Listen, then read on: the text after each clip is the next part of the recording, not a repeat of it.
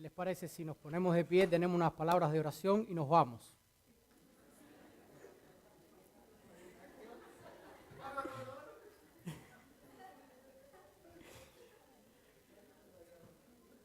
Yo creo que si añadiéramos algo más, sería por añadirlo, pero en pocas palabras, en estas palabras que él mencionó y el himno que cantó, está dicho todo. Jesús lo pagó todo por mí. ¿Qué más puedo hacer? Solamente ponerme a sus pies, entregar mi vida a Él y Él se encargará del resto. Él habló de la oración, de lo que su madre ha orado por él y gracias a esas oraciones, él está haciendo el trabajo de Dios, el trabajo que Dios le ha puesto en su mente de hacer.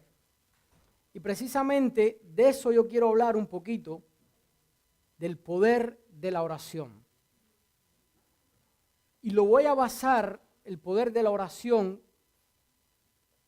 en lo que Dios o en lo que Jesús le encomendó a sus discípulos y a su iglesia que hiciese. Hemos entrado hace ya 13 años y casi 2 meses en el tercer milenio después de Jesús. El tercer milenio entrando o penetrando a través de lo que es la ciencia y la tecnología en un área donde los seres humanos han visto a través de la tecnología los adelantos del hombre. Cómo el hombre, usando la capacidad que Dios le ha dado, ha podido desarrollar grandes descubrimientos y grandes cosas, como es uno de ellos el Internet. Hace años atrás, antes que el Internet tuviera tanto énfasis como se está teniendo hoy en día, el mundo vivía o se pudiese comparar a una aldea donde los hombres tenían que comunicarse unos con otros, pudiéramos decir a caballo. ¿Recuerdan las historias bíblicas cuando los reyes iban a la guerra y ganaban la batalla o la perdían? Había un mensajero que salía en un caballo a llevar el mensaje o llevar la noticia hasta el pueblo o la nación donde era enviado. Hoy en día, el Internet pudiéramos decir que en este mundo es como una gran sala de reunión donde todos los que allí están al mismo tiempo pueden hablar, pueden escuchar, pueden recibir noticias, pueden dar noticias. Esto lo está haciendo el Internet en nuestros días. Una gran sala de reunión donde el mundo entero, todos los habitantes del mundo, pueden estar conectados al mismo tiempo, recibiendo o dando información. Adelantos tecnológicos, adelantos de la ciencia. Pero en este gran desarrollo tecnológico, se esperaba también en este tercer milenio que la sociedad, así como ha desarrollado en la tecnología, también pudiera desarrollar para buscar las raíces de los problemas que están enfrentando la humanidad hoy. Problemas del hambre, problemas de la guerra, problemas de los desastres, problemas de la miseria humana, problemas de la moralidad y tantos otros. Así como el mundo ha desarrollado tecnológicamente, se esperaba que también la tecnología pudiese resolver los problemas de la humanidad. Pero lamentablemente ha sido todo lo contrario. A medida que la tecnología ha desarrollado, el ser humano ha retrocedido a pasos agigantados y hoy en día, como pudiésemos mirar quizás una pequeña nube en el horizonte que nos está anunciando que una gran tormenta se avecina, así estamos viendo lo que ha de acontecer en este mundo. Este mundo está envuelto en una crisis. Y cuando hay crisis, hay problemas. Dice que la palabra crisis significa situación difícil, estado grave, tensión, conflicto, penuria y agravamiento de una situación. Esto es lo que significa la palabra crisis. Y en este mundo, lamentablemente, estamos viviendo una crisis diaria.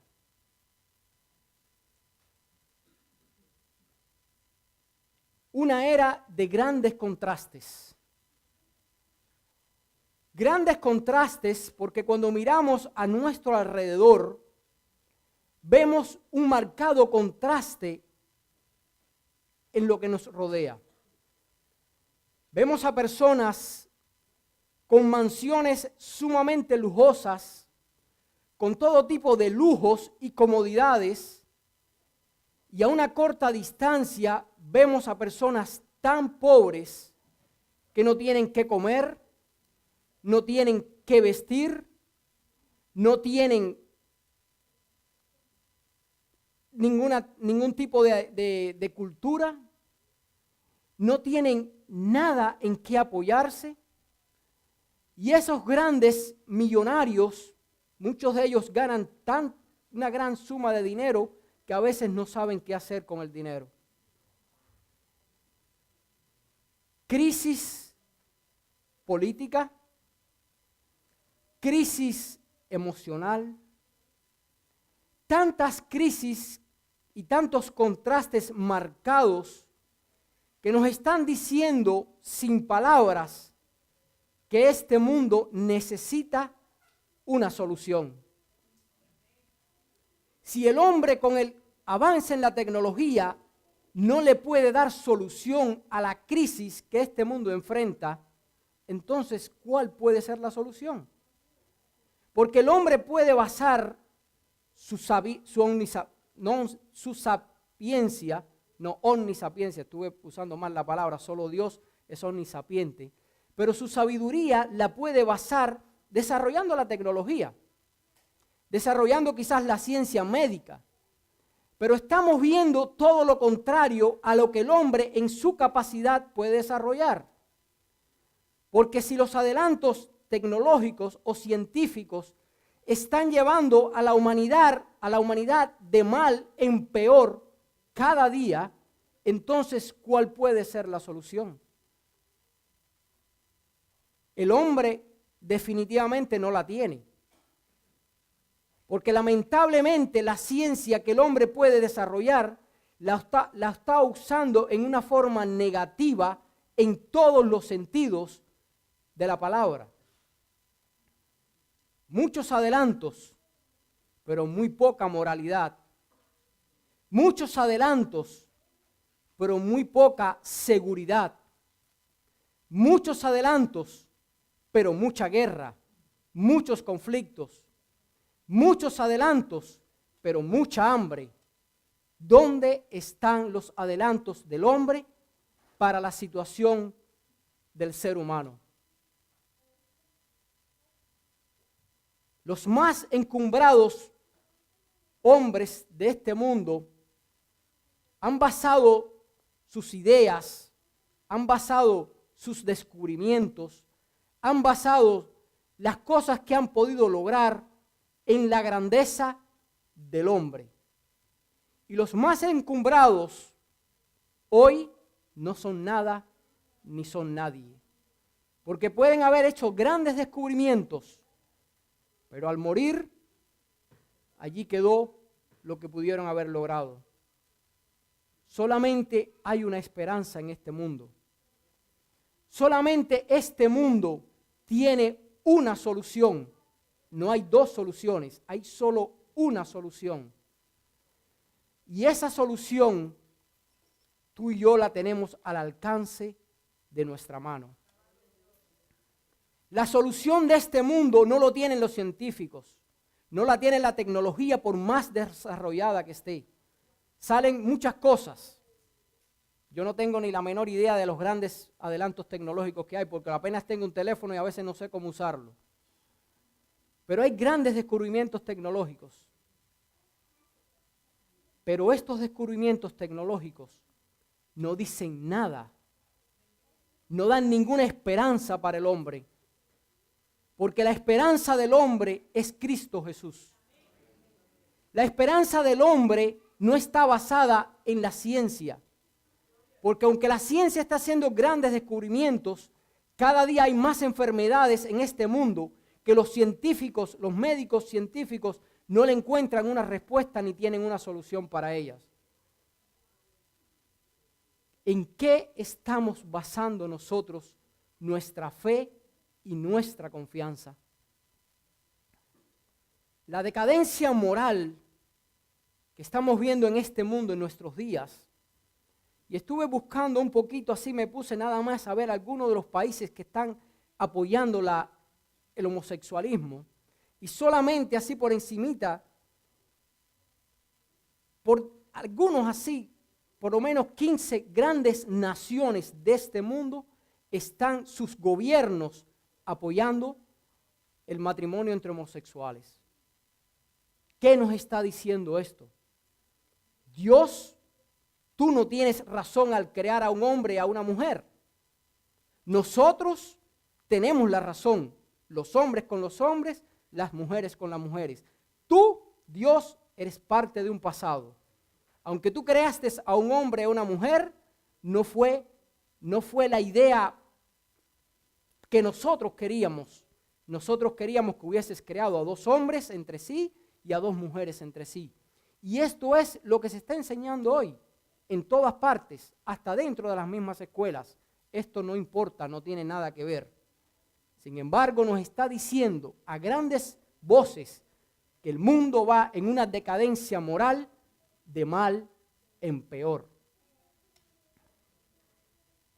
Desesperación y angustia.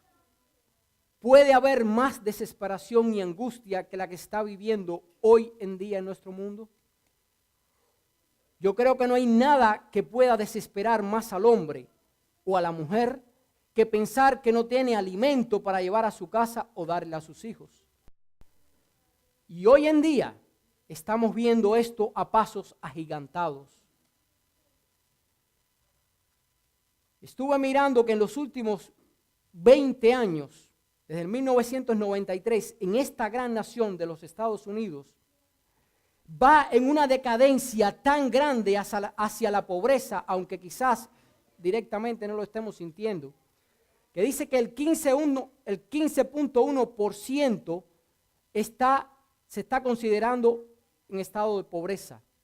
Y el 46.2 millones de habitantes en los Estados Unidos están en estado de pobreza. El 11% de ganancias está entrando, mientras que el 155% de pérdidas a través del aumento del costo de vida está teniendo como resultado en nuestros días, en este año 2012. 11% de ganancia, 155% de gastos que están incurriendo en nuestra vida diaria. En relación uno con otro no hay solución. Y esta nación, pudiéramos decir que es la más privilegiada de nuestro mundo, o una de las más privilegiadas. Si nos vamos a Centroamérica, Suramérica, Europa, ni hablar de eso. El mundo va de mal en peor. El mundo va en una caída cuesta abajo, que si no ocurre algo que sabemos que es lo único que le puede salvar, ¿qué sería de la humanidad en algunos años futuros? Los más grandes ideólogos en sus ideas han buscado las soluciones humanas para el ser humano, pero todas ellas, sin dejar una, no han tenido resultado. Porque si hubiesen tenido algún resultado, las estadísticas no estuvieran diciendo todo lo contrario. En medio de esta crisis, ¿qué estamos haciendo nosotros? En medio de esta crisis, ¿cómo nosotros estamos buscando una solución para el que está a nuestro lado? Jesús nos ha dado una misión. Y la misión que Jesús le dio a sus discípulos y a la vez nos da a nosotros es la de predicar su evangelio. La de llevarle fe y esperanza a esos que no la tienen. A la de llevarle fe y esperanza a esos que están en medio de la desesperación y del miedo. ¿Y qué estamos haciendo? ¿Estamos cumpliendo nosotros con la misión que Jesús nos dio? En el libro de Deuteronomio, capítulo 7, Deuteronomio, capítulo 7, versículos 6 y 7, les invito a buscarlo. Deuteronomio, capítulo 7, versículos 6 y 7. Dice, porque tú eres pueblo santo para Jehová tu Dios.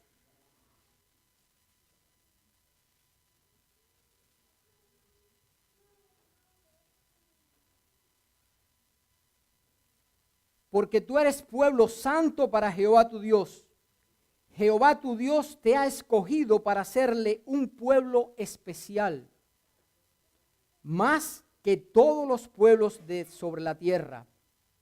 No por ser vosotros más que todos los pueblos os ha querido Jehová y os ha escogido, pues vosotros erais el más pequeño e insignificante de todos los pueblos. Dios le dijo estas palabras al pueblo de Israel. Y Dios nos dice las mismas palabras a nosotros hoy. Ellos no tenían nada de especial, por lo cual Dios los hubiese escogido. Solo ellos debían cumplir con una condición. La condición que ellos debían cumplir para que fuesen el pueblo especial de Dios era que ellos le fueran fiel a Dios en todas sus cosas. Ellos no tenían méritos alguno para que Dios les hubiese escogido. El único mérito que ellos tenían era que ellos fuesen fiel a la voluntad de Dios. Que ellos cumpliesen el objetivo por los cuales Dios les había escogido. Dios les escogió en un lugar estratégico para que ellos fuesen un ejemplo a las naciones que les rodeaban. Para que ellos fuesen un ejemplo y a través de ellos las naciones vecinas pudiesen ver las bendiciones que Dios les estaba dando a ellos y ellos pudiesen preguntar por qué Dios les está bendiciendo. ¿Qué hay de especial en ustedes para que Dios pueda usarlos y Dios les bendiga de tal forma? Y ellos pudiesen predicarles el por qué Dios les bendecía. Y aquellas naciones pudiesen ver en ellos una diferencia marcada. Dios espera eso de ti y de mí en este día. Que nosotros podamos marcar la diferencia con lo que están a nuestro lado. Que nosotros podamos marcar la diferencia en nuestros vecinos, en nuestro trabajo, con aquellas personas que nos rodeamos. Que puedan preguntarnos por qué somos diferentes. Pero sucedió algo con ellos. Yo quiero invitarles a buscar en el libro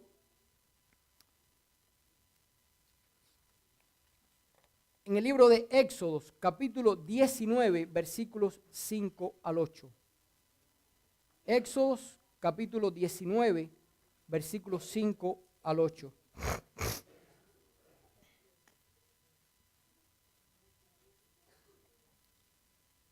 vamos a ver aquí cuál fue el problema principal que tuvo el pueblo de Israel.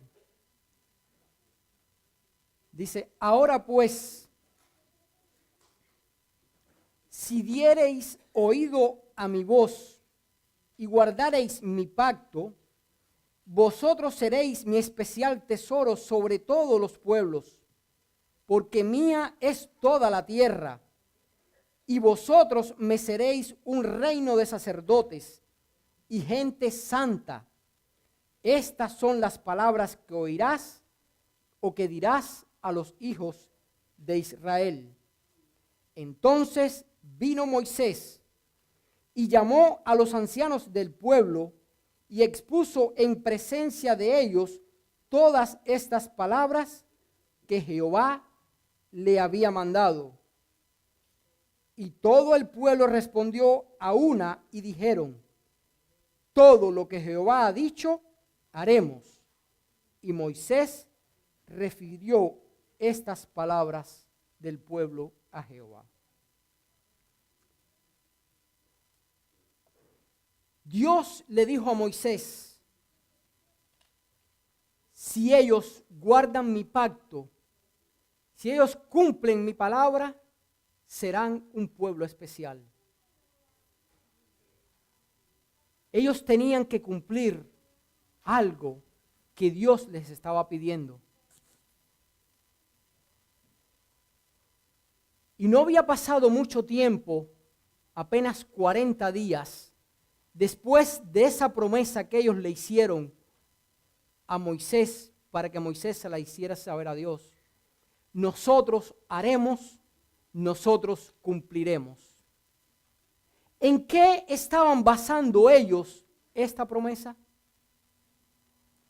Ellos estaban basando esta promesa en sus propias fuerzas, en lo que ellos pensaban que como humanos podían hacer. Pero 40 días después, mientras que Moisés estaba recibiendo en el monte Sinaí las instrucciones que Dios le estaba dando para dirigir a su pueblo, ellos estaban adorando a un becerro de oro construido por el propio Aarón, adorándole y postrándose ante este becerro. ¿Por qué razón? Porque ellos habían basado sus promesas no en el pacto con Dios a través de su Espíritu Santo, sino en sus propias fuerzas. Y cuando tú y yo basamos nuestra misión de predicar de Jesús a los que no le conocen, la basamos en nuestras propias fuerzas, nos va a ocurrir simplemente lo mismo que le ocurrió al pueblo de Israel. En Éxodo capítulo 32, versículo 26. Éxodo capítulo 32, versículo 26.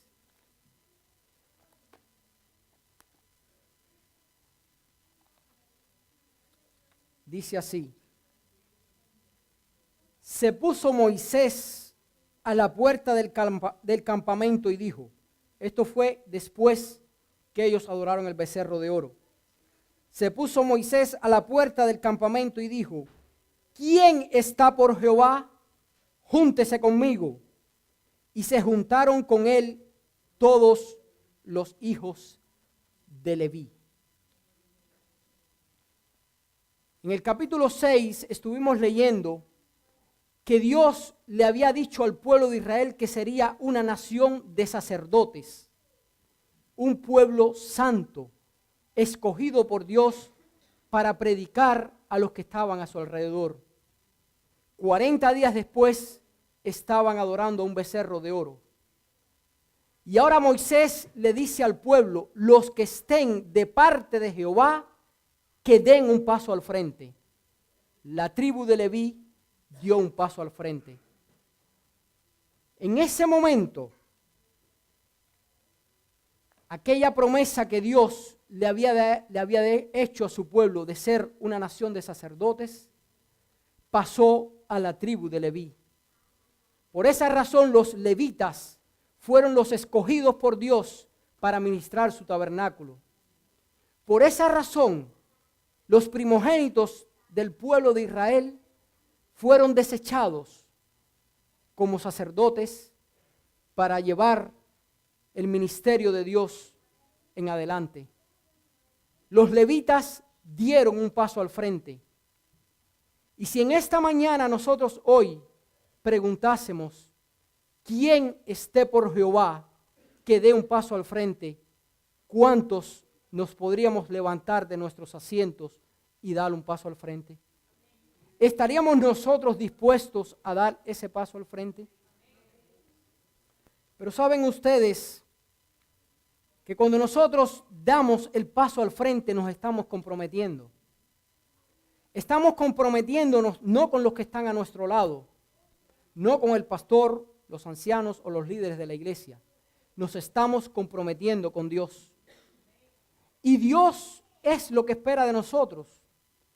Así como los levitas supieron dar el paso al frente y Dios los usó con un propósito especial de ministrar su tabernáculo, Dios tiene un propósito para cada ser humano que esté dispuesto a dar un paso al frente. Pero eso no depende de Dios. Eso depende de cada uno de nosotros que estamos en esta mañana, en este lugar, sin excepción alguna. Tanto el hermano Jesús, que está por primera vez en este lugar, como quizás algún otro que puede estar por primera vez en este lugar, tiene una gran responsabilidad ante Dios. Dios a cada uno de los seres humanos que habitan en este mundo nos ha dado una responsabilidad. Y es la de predicar al mundo que Jesús viene pronto. Que Jesús es la única solución para los problemas que estamos enfrentando en este mundo. Que esa solución no está basada en adelantos científicos ni tecnológicos, sino está basada en una promesa. Y es que Jesús dijo que volvería otra vez y vendría a buscar a aquellos que le estén esperando. Vendrá a buscar a aquellos que estén preparados, que estén atentos a su segunda venida. ¿Qué estamos haciendo nosotros para rescatar al mundo de la crisis en que estamos envueltos? ¿Qué estamos haciendo? Cada sábado se dedican 10 minutos en este lugar para exhortarnos a predicar, para exhortarnos a hacer grupos pequeños. Hace 2 semanas, el hermano Alberto, Javier y yo estuvimos en un seminario en Orlando recibiendo instrucciones de cómo hacer una embestida evangelística en el área de la unión que pertenecemos. Una embestida evangelística no basada en el pastor de la iglesia, sino basada en los laicos de la iglesia. ¿Quiénes somos los laicos? Tú y yo somos los laicos de la iglesia. La palabra laico viene del griego laos, que significa pueblo. Esta palabra se registra 144 veces en el Nuevo Testamento, pero se registra 2000 veces en el Antiguo Testamento. Y cuando Dios dijo mi pueblo, o se refirió a su pueblo, se está refiriendo a los laicos que somos tú y yo. Tú y yo somos el pueblo de Israel, el pueblo de Dios. Tú y yo somos el pueblo escogido por Dios para llevar el mensaje de esperanza a este mundo que no lo tiene. No podemos esperar que los demás hagan.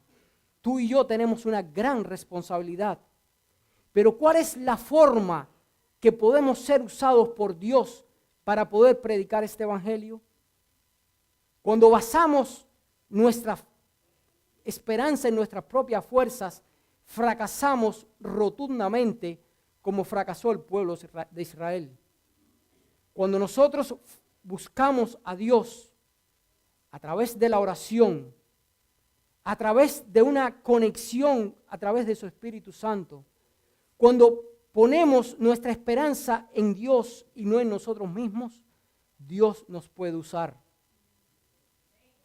En esta mañana estuvimos hablando el sábado pasado que estamos dedicando un día de ayuno y oración en nuestra iglesia. No sé ni quiero saber cuántos estamos participando. No es el propósito. Es el propósito que a través del ayuno y de la oración Busquemos una relación más estrecha con Dios a través del Espíritu Santo. Si tú y yo estamos dispuestos a buscar esa relación con el Espíritu Santo, Dios puede hacer grandes cosas a través de ti y de mí. Solo tenemos que estar dispuestos a hacerlo.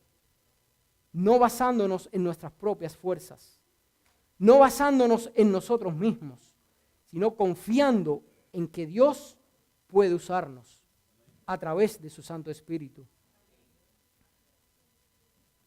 En esta reunión que estuvimos, se nos estuvieron dando algunas instrucciones y yo quiero traer en esta mañana una de algunas de esas instrucciones. Y allí se nos estuvo instruyendo a hacer lo que Cristo hizo. Cuando Cristo estuvo en este mundo, en el libro de Marcos, capítulo 6, versículo 7, la primera parte de este versículo, dice así: después Jesús llamó a los 12 y empezó a enviarlos de dos en dos. ¿Por qué razón Jesús habrá enviado a sus discípulos de dos en dos? ¿Por qué razón Jesús, después de sus discípulos, dice que envió a 70 más de dos en dos? Quiero leer algo que nos dice un poquito cuál fue la razón. Esto se encuentra en el libro Deseado de todas las gentes, página 303. Dice que llamando a los 12 en derredor de sí, Jesús les ordenó que fueran de dos en dos por los pueblos y aldeas. Ninguno fue enviado solo, sino que el hermano iba asociado con el hermano, el amigo con el amigo. Así podían ayudarse y animarse mutuamente, consultando y orando juntos, supliendo cada uno la debilidad del otro. De la misma manera, envió más tarde a 70. Era el propósito del Salvador que los mensajeros del Evangelio fuesen asociados de esta manera. En nuestro propio tiempo, la obra de evangelización tendría mucho más éxito si se siguiera finalmente este ejemplo. Jesús nos dio el ejemplo. Y si Jesús dio el ejemplo, ¿por qué nosotros no lo ponemos en práctica?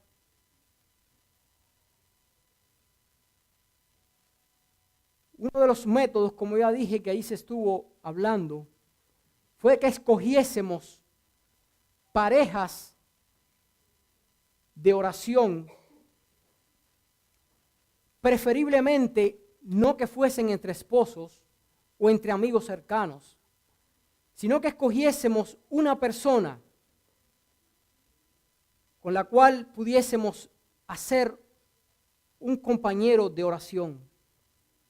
Y que esta persona a la cual nosotros escojamos para orar pueda ayudarnos mutuamente a orar por lo menos 3 o 5 nombres que decidamos o que Dios nos ponga a través de su Espíritu Santo trabajar con ellos durante este año para hablarles de que hay una esperanza que no está basada en los hombres, sino una esperanza que está basada en Jesús. En esta semana yo te invito a que pienses quién pudiera ser tu compañero de oración.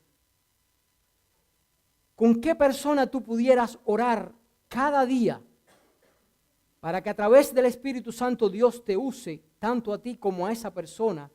Y a través de la oración Dios pueda tocar los corazones de esas personas por las cuales estamos orando y que su Santo Espíritu pueda convencerles, no nosotros. Nosotros no convencemos a nadie, ni es el propósito de nosotros convencer a nadie. La misión que Jesús nos dio es la de predicar. Que la persona acepte o no acepte, ese no es nuestro problema. Ese será problema de Dios a través del Espíritu Santo. Yo no tengo que sentirme mal si yo le estoy predicando a una persona por X cantidad de tiempo y esa persona no acepta a Jesús. Mi preocupación es que esa persona sepa en el momento de decidir, de tomar una decisión en su vida, que hay una esperanza que va mucho más allá de la esperanza que este mundo ofrece. Que esa persona pueda tener dos razones o dos motivos de decidir si servir a Dios o servir al enemigo de la humanidad a través de los placeres, a través de las decisiones basadas en el hombre. Dios nos ha dado una promesa, nos ha dado una encomienda. Su encomienda es la de predicar, su promesa es que Él volverá. Y los acontecimientos que están sucediendo en este mundo hoy en día no nos están diciendo menos que algo va a suceder. Los hombres así lo creen. Habían basado sus esperanzas o sus promesas en el año 2012, pero ya pasó. No sé cuántos recuerdan las predicciones mayas. Supuestamente el mundo se terminaba o un gran suceso iba a suceder. Pero la Biblia es clara cuando dice que el día y la hora nadie lo sabe. Pero también es clara cuando dice que Jesús volverá porque Él lo prometió. Y a través de sus profecías, cuando las estudiamos y las analizamos, nos damos cuenta que esas profecías se están cumpliendo y se van a cumplir. Y la que pueda faltar, que históricamente por tiempo ninguna falta, todas las profecías de tiempo se han cumplido. La profecía que falta es la de predicar el evangelio. Y cuando sea predicado a toda nación, tribu, lengua y pueblo, Jesús vendrá. Dios no nos necesita a nosotros para predicar su evangelio. Dios no necesita al hombre para que su evangelio sea predicado al mundo. Dios pudiese mandar a sus ángeles a predicar, pero ¿ustedes saben por qué no lo hace? Porque Dios no mueve los cuatro ángulos de la tierra y hace que el mundo o que los hombres crean en Él por los acontecimientos que pudiéramos ver. ¿Por qué Dios no hace grandes milagros para que los hombres crean en los milagros y digan, hay un Dios que está haciendo